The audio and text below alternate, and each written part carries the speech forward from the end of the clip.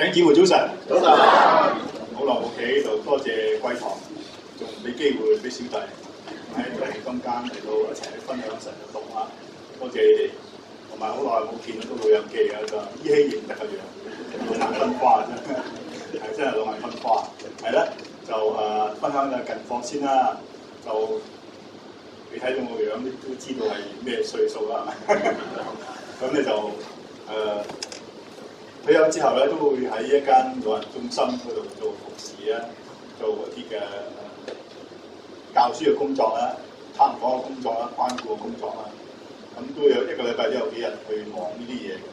咁禮拜日咧就會喺一間平安福音堂喺柴灣嗰度聚會。就一個月咧有一次或者兩次咧，翻去以前牧會嘅樂道會嗰度咧就講道嘅。佢哋都需要講道啦。需要派聖餐啦等等，咁小弟都好樂意去見翻嗰班弟兄姊妹。見唔到弟兄姊妹咧，硬係唔知點，所以見到你哋好開心啊！係啦，就可能有啲人唔認得我㗎，不過都亦大多數認得嘅係嘛？有時有頭先我叫名驚住記錯㗎。阿唐咧，阿偉唐啊，考下我你記唔記得我咩名？好彩我記得佢，大㗎嘛，我知啊。咁就好多弟兄姊妹咧，即係如果我忘記咗名，叫錯你名，唔好怪我，因為真係日子太耐啦，你太耐。不過仲記得阿晶睄起棚牙個樣，好少人好似你咁笑，成日睄起棚牙，好開心啊，係咪啊？係咯。咁自從前年之後咧，就好少去國內啦。黃山運動嗰段時間，我就喺國內啦。咁就喺嗰度咧，就做培訓工作。唔係陪人瞓覺啊！真係陪瞓，即係好辛苦，整咗幾日啊，做咗幾日。因為嗰段時間又近住國慶節，所以好敏感，去啲少少唔同嘅地方，都好心驚膽跳。但係我知道有神保守，咁去到咁見到以前嗰啲弟兄姊妹一個聚會點，佢成一間教會啊，成一間教會，我覺得好開心。見到啲人咧，佢哋仲認得我，咁就好開心。唔係我認得佢，係佢認得我。我咁先驚，係咯，跟住咧就冇去國內，因為咧就身體狀況唔係好好啦，有時會好多嘢都講唔到嘅，就有一排咧就行路行都唔係幾方便，唔知點解啲骨教佢呢個骨咧就好似退化，我初初以為我生 cancer，走去即刻睇醫生啊，佢話冇事嘅，退化啫，冇嘢，又走去檢查呢樣檢查嗰樣。要多謝神啦，俾我有機會仲喺度嗰度可以站得住，仲企得住，仲可以同你哋講下道啊！不過都講好短嘅，唔講好耐。個零鐘頭唔有錯啊！好，我哋低頭講先啦。基本上咧，我哋好開心能夠喺主日去敬拜你。我知道天上眾天使、眾使者同我一齊去頌讚我哋嘅神，頌讚將榮耀歸俾你，因為你係配得嗰位頌讚嘅神。我哋知道我哋嘅生命喺你嘅手中，我哋嘅生活存留都喺你嘅手中，我哋要感恩。我哋每日都帶着歡喜快樂嘅心嚟到接見你嘅面。我哋朝頭早醒嚟嘅時候，就知道你嘅恩典喺我哋身上。我哋能夠主日見面嘅時候，同弟兄姊妹互相問候、互相數算恩典嘅時候，呢個真係好得無比嘅。多謝你今天我哋能夠一齊相聚，一齊去喺禮拜堂唱詩讚美我哋主，讀經讚美我哋主，去禱告嚟感謝。我哋咁禱告，同耶穌基督聖名。咁咧就講到年老問題咧，即係香港即係好多年老問題係嘛？你一出街就見到好多老人。但以前咧早幾年咧上車做咗人量下座啊，咁而家哇咁望佢全部都老人點讓座咧係嘛？好難，尤其搭地鐵咧冇得讓啊真係啊！不過有時咧就我哋有啲人都好有風度嘅，尤其是我住嗰區咧啲學生好乖，一見到我咧。讓座俾我，多謝啊！真係好好啊！咁老年問題咧真係好多啊！而且香港長壽嘅人咧，要聽講話咧，總計講咧就83歲以上，或者都算係幾長嘅。仲話咧喺世界第一添，以前係日本第一，而家就香港第一啦。咁老年人咧就成為社會一個問題嘅。嗰個問題咧就唔係我哋想象得到嘅，譬如話。疾病啦，疾病嘅照顧啦，屋屋企人嘅照顧啦，或者係醫療啊等等啦，都係需要一啲關顧。但係香港政府都好好啦嚇，都做得好好啊。咁所以咧嗰個老人壓力咧都好大，雖然好大，但係咧財政預算啊、社會福利啊等等咧都做得好好啊。咁我屋企附近咧有個公園啊，咁我每次出門口咧，即係出門喺地度搭車咧，都通常經過公園嘅。咁我成日見到好多老人㗎，哇！真係好多，真係多到不得了。有啲咧就捉棋啦，有啲咧咁女士仲好啲，好似講埋傾下偈啊咁啊。啲男士即係有時即係坐喺度唔知點喎。有時我朝頭早出去門口，見到有啲阿伯坐喺度，我翻嚟嗰時見到佢又係咁，即係我特別好慘啊！唔知點啊，好似冇乜朋友啊，有啲有朋友啊，咁啊講下嘢，講下吹下水咁啊。啲女士咧就講到新抱又點啊，第一個新抱又點，第二個新抱又點啊，第三個仔又唔知點啊，講呢啲嘢。但啲阿伯冇乜嘢喎，即係成日喺度講下，邊個領袖又點啊，邊個國家又點樣，就係講呢啲嘢啫。不過老人真係好多嘢，不過老人咧真係我覺得真係好可愛啊，成日可愛，即係當然除我之外啦。咁呢個咧就聖經講嘅一班老人啦，一班老人咧就呢班老人咧就唔係好似80幾歲咁年輕，80幾歲。70歲啦，好年輕啫係嘛？不過當中80幾歲好尊敬，70幾歲啦，冇得70。咁所以都係唔好意思透露啲年齡。係，咁呢個聖經一講到成，其實第5章全部都係講老人家，全部都係講幾多歲喺度鬥長命咁嘅啫嚇。咁咧就從亞當一路記咗10代人，呢個10代人有冇數過？10代人，10代咧睇下記長子嘅名啫。唔記啲女仔嘅名，又唔記啲第二個仔啲名都唔記，就係記長子。咁聖經點解咁奇怪咁偏心嘅？咁有時咧神又有心意嘅，都好着重長子啊，第一個阿頭啊，咁樣好，即係通常習慣係咁啊。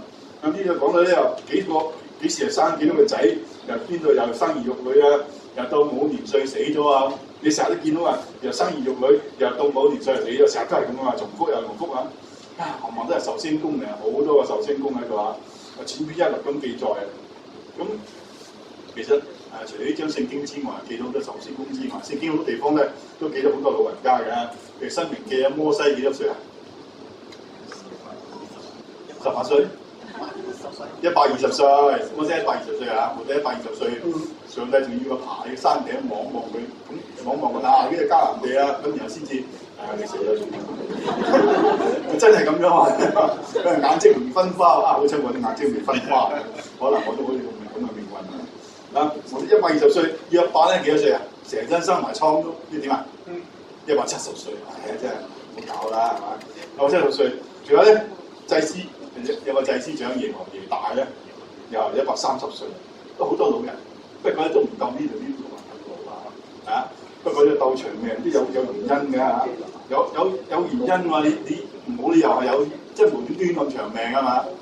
咁咧嗰啲學者聖經學者咧就話咧，嗰原因咧有3個原因。第一個原因就話點解咁長命咧？第一個原因就話上帝咧就喺創世紀第1章已經話俾你聽，要佢哋生養眾多，治理好治理這地啊，即係話生啲人出嚟要治理嗰隻地啊，因為嗰陣時冇乜人啊嘛，係咪？咁你好似你間公司咁，你要揾啲伙計先做得到嘢啊！你試下去到大家樂嗰度得一個人嘅，乜都係嗰人做，咁點走去啊？麥當勞咁得2個人咁點去啫？所以一定要有人手啊！所以神咧就話：要生養眾多，治理這地。其實呢個使命嚟㗎，呢個係咪？呢個使命嚟話俾你聽嗱，你要咁啱，好似有幾個仔咁，咁幾個仔，哇！你又做呢樣，佢又做嗰樣係咪？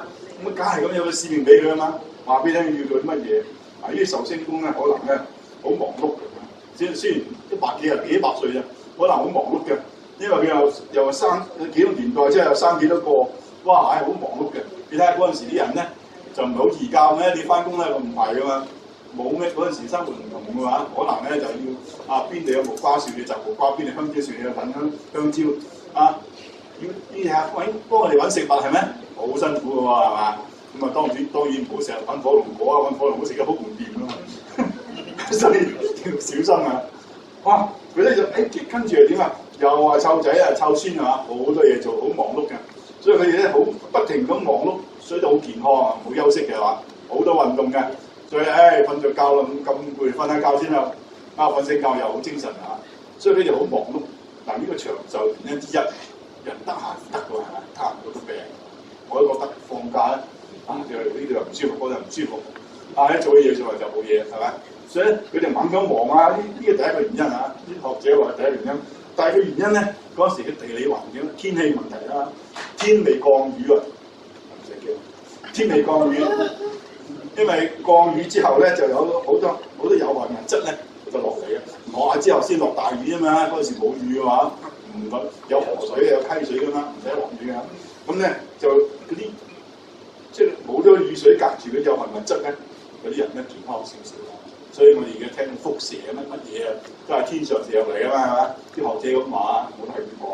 好，嗰時人嘅第三個原因咧就係啲人嘅生活簡單啊，冇咩致命嘅疾病，冇 cancer 啊，又冇 AIDS 啊，亦都冇寨卡病嗰啲咁嘅傳染病啊，冇嚴重病啊，係嘛？所以人都相對嚟講，嗱佢哋嘅基因咧，身體嘅基因都好簡單，生活簡單，所以冇咩疾病。呢個健康三個原因係嘛？所以佢哋咁長壽，即係有原因㗎。咁啊最弊咧就要做好多嘢㗎嘛，咁但係摩西咧，後來摩西就喺詩篇90篇就話咧，人咧個歲數最多70歲，若是強壯嗰度80歲，話讀之後冇驚，我70歲，咁我就冇嘅。咁呢個係嗰個時佢觀察到啊，寫落嚟啫，神感動佢咁寫落嚟，即係話咧，你一生都要勞苦，70歲咧就唔係咁舒服㗎，都要勞苦㗎嚇，勞苦受煩啊，轉眼成空。飛而去真係好快過到幾樣嘢啊！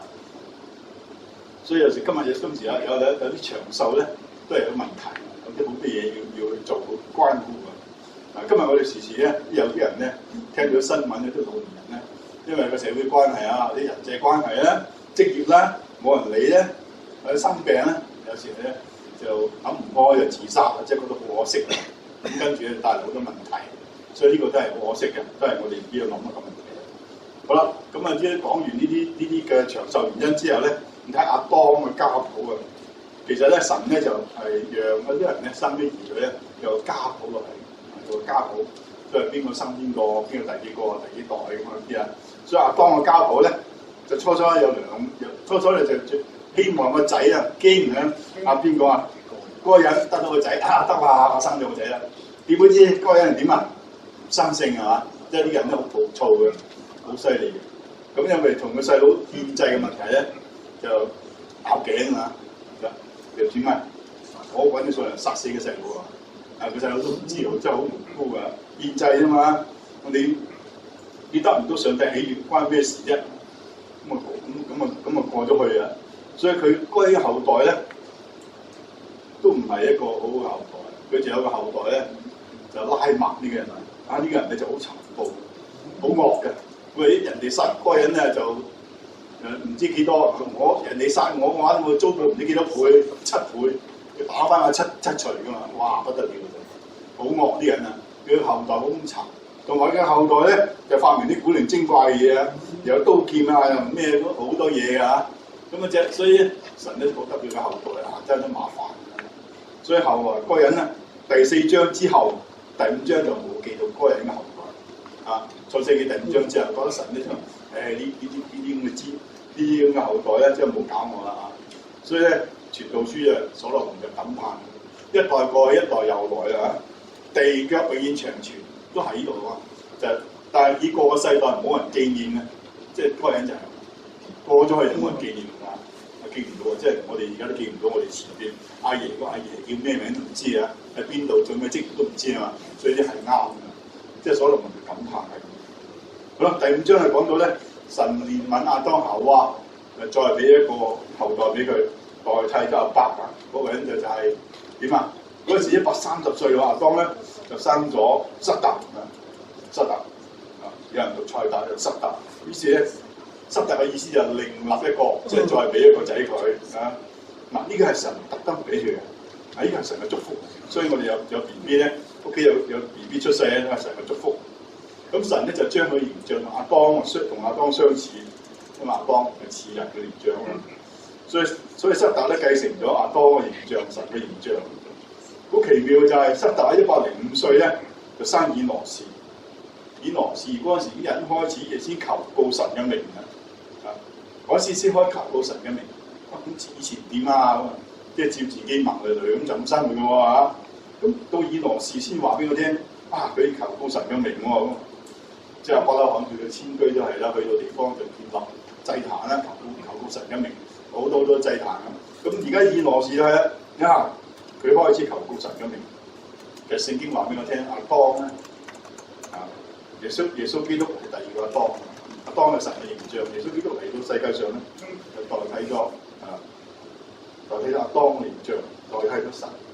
所以從亞當開始至到神咧係從亞當以外之後，耶穌基督讓後代嘅世人咧喺耶穌基督嚟求告神嘅名，係咪？所以我哋今日咧禱告點啊？用耶穌基督嘅名祈禱啊！希伯來書都講俾我聽，藉住耶穌基督可以去到神嘅面前啦。所以咧係耶穌基督係代替咗以前像神亞當，讓我哋求告神嘅名啊！今日所以我哋基督徒咧弟兄姊妹咧應該求告耶穌嘅名，藉住耶穌咧。讓我哋去到神嘅面前啊！基督徒亦都應該真係行喺耶穌基督嘅路上啊，成為人哋嘅祝福啊！好似以諾事嗰時咁樣，開始求告神嘅名。所以世上都好多人啊，好多代人，好多個地方嘅人。所以以諾事咧就求告神嘅名咧，就希望祝福嗰一代嘅人。因為自從亞當夏娃犯罪之後咧，罪入咗世界。所以上帝喺嗰度開始咧，你喺度揀啲人，揾啲人幫佢完成一個任務，就係要讓人咧去脫離呢啲罪。所以咧就喺度揾人，喺度揀選。所以咧好多家譜咧揀啲人出嚟啊，一路揀啲人出嚟，一路喺度揾啲人啊，揾合適嘅人啊。咁使徒保羅咧，佢話咧，佢係耶穌基督揀選嘅，佢係耶穌基督揀選嘅神嘅僕人啦。佢係福音嘅使者啊，係喎，真係喎，保羅真係。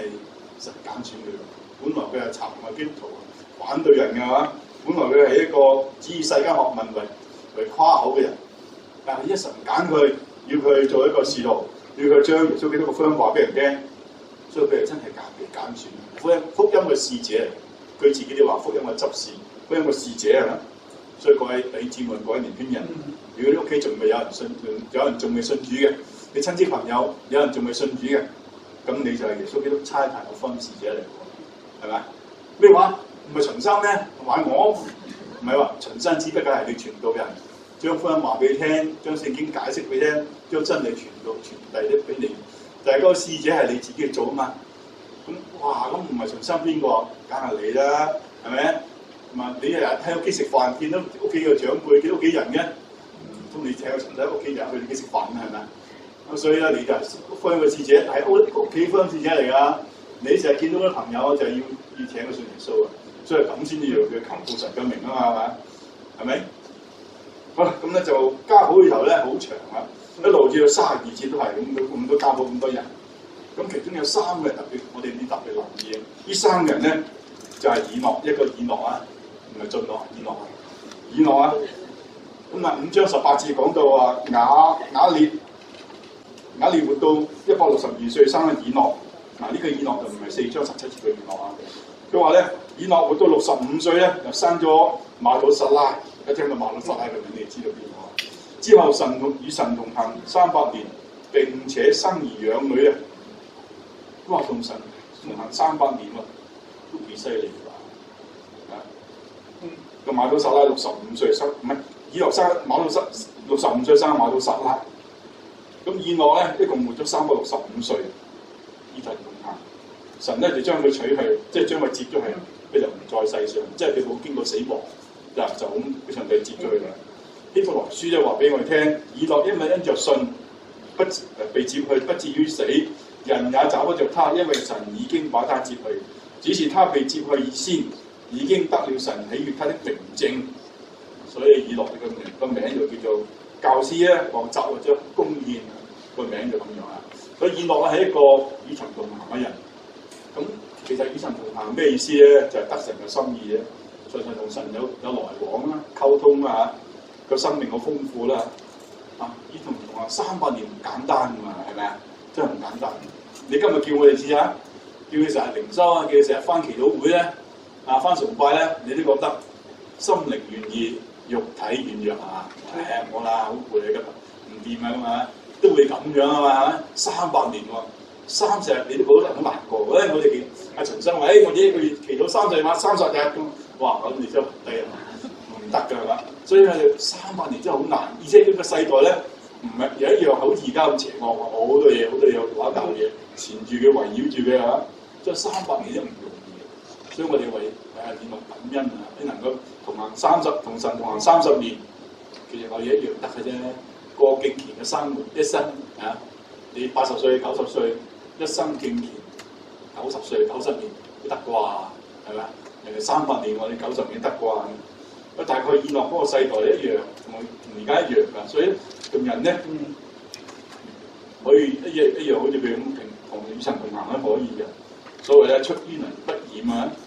由大書以後咧，都曾經話神要審判一切不敬虔嘅人，所以佢有個警告啊，要審判嗰啲人。今日我哋一樣要審判嗰啲不敬虔嘅人。咁基督徒都唔敬虔，咁就好難，好殘忍。不過人有軟弱啦，咁盡量做得最好啦，係咪？咁以諾嗰時與人同行咧，佢唔係入咗修道院喎，唔係匿埋深山嗰度唔見人喎，一樣係咁樣係嘛？所以都好難得啊！所以今日我哋都係要分別勝過生活，要屬世，在世而不屬世啊！耶穌基督都曾經勉勵嗰個門徒：你哋喺世上，冇錯，你喺世上生活，但係你係屬於神，唔係屬於呢個世界。所以耶穌基督咧，次次為門徒禱告啊！臨咗十字架之前咧，都話為門徒為呢樣嘢禱告啊，係咪？好啦，喺365歲嗰陣咧，以諾被神取佢啦，不至於見死啊！同其他祖先比較咧，365歲唔係好長啊。但係以諾嘅生命係有咩意義咧？因為我一輩子同神同行，神係同神交往啊！佢嘅生活同神息息相關，屬靈生命豐盛。咁弟兄姊妹一樣，可以做到屬靈生命豐盛啊！佢就算嗰啲900幾歲嘅生命咧，都唔及佢嘅喎。所以有時我睇見有啲年輕人啊，好敬虔啊，好好㗎。雖然我哋咁老咁年長，都唔及佢，都好欣賞呢啲年輕人啊。所以佢唔會經歷死亡，同以利亞先知一樣，被神接去啦。呢個係好難得嘅，我哋要感恩。弟兄姊妹，神與同以諾同行，不過咧，我哋咧都要諗下，我哋點樣去過敬虔生活喺世俗中分別為聖啊！所以主叫佢遵行啊，所以我哋一定要遵行神嘅聖潔生活，在世而不屬世啊！呢個係我哋就呢個感受啊！所以下次啊，重新教訓你嘅時候，你唔好駁嘴咯，我諗下聽下先，係咪咁啊？真係好啊，係咪答個頭先啊？好，第二樣咧，第二個長壽嘅人咧，有一個字叫馬土撒拉，除咗以諾之外咧，仲有馬土撒拉。馬土撒拉幾多歲啊？900，哇！真係好長壽。好啦，以諾活到65歲就生咗馬土撒拉。馬土撒拉咧就係以諾個仔嚟㗎啦。馬土撒拉嘅意思咧就係話佢死嘅時候咧有災難臨到啦，或者佢死嘅時候有事發生，就叫馬土撒拉。咁佢即係969歲啊，969啊，哇！即係倒翻又寫得㗎嘛。嗰時候佢個孫仔咧係以諾啱68歲啊。以諾係嘛？挪亞唔係以諾，挪亞叫孫仔挪亞啱68歲。68歲，挪亞68歲嘅時候點啊？就神用洪水毀滅世界嘅時候啦。所以咧就話咧佢有事發生啦，佢有事發生啊！佢洪水淹沒世界嘅日子咧就係挪亞68歲嘅時候。神令到馬土撒拉咁長壽咧，除咗要佢生兒育女之外咧，大概神要用好多時間去寬容世人。挪亞造船咗幾耐？成100年啊！做隻船嗰隻方舟啊，仲喺唔知高地同山上面做啫，嗰啲人就係笑佢傻啊！呢個傻佬真係講一仔嚟整船點咩？原來咧神係寬容嗰啲人，等待啲人悔改。挪亞傳義道傳咗成100年，啲人都唔聽啊！神咧係寬容佢哋，唔係特登要好兇惡嘅對佢哋啦。所以咧彼得前書都話佢啫，呢啲係寬容。有時我哋做家長做父母都係啲仔女唔聽話好激氣，你都寬容佢啊！甚至離家出走，甚至吸毒，你都寬容佢，等佢翻轉頭。神都係咁嘅心腸，一樣係咁嘅心腸，佢都係咁嘅心腸。所以講緊要將福音話俾人聽，將神嘅愛話俾人聽。呢個人話俾人聽翻轉頭啦，如果唔係嘅話咧，就好弊啦，要神要審判嘅，呢個罪要歸喺你嘅身上嘅。所以咧，我哋為主作見證，為主去傳福音，都係好重要嘅。咁第三個人咧就係挪亞，挪亞呢個人就知道拉馬活到182歲咧，咁啊神咧就因為咒詛話呢個土地㗎嘛，所以咧就我哋咧就操作好勞苦啦，所以呢個仔咧叫操作勞苦啊，叫佢即係操作勞苦，即叫休息咁啊。咁所以挪亞嘅名咧就叫休息或者放鬆。神咧的確係藉住挪亞呢個人咧，佢向邪惡世代傳道，話俾佢聽啊，我傳道啊，你哋翻轉頭啊，會改啦。咁根據彼得後書話咧，神冇寬容世上呢個世代嘅人，叫洪水臨到不被敬虔嘅世代咧。上帝揀選咗挪亞一家，阿羅太同埋個3個仔3個新抱咧，就上隻船啊，得拯救啊！所以咧，神咧就要我哋咁長命，整一啲任務喺我身上係嘛？哇！你咁長命啊，關伯你睇住你個孫啊，睇住你個仔啊，係嘛？你長命啊，就係咁，係咪？所以咧就叫我有長命，有啲嘅任務要做。咁喺聖經嚟講呢個使命啊，所以咧神咧就係神俾我哋嘅使命，長命嘅使命咧就係生兒育女啊，生兒育女。同埋咧喺生兒育女過程當中咧，要教導一啲嘢啊，教導點樣敬畏神、敬虔神啊。所以咧，神起初上造人嘅時候就有呢個使命俾人，話俾人聽你要做呢啲嘢。能夠生兒育女係福氣嚟嘅，真係能夠生兒育女係福氣嚟嘅，而且活到幾百歲仲可以生兒育女，真係福氣。記得下係嘛？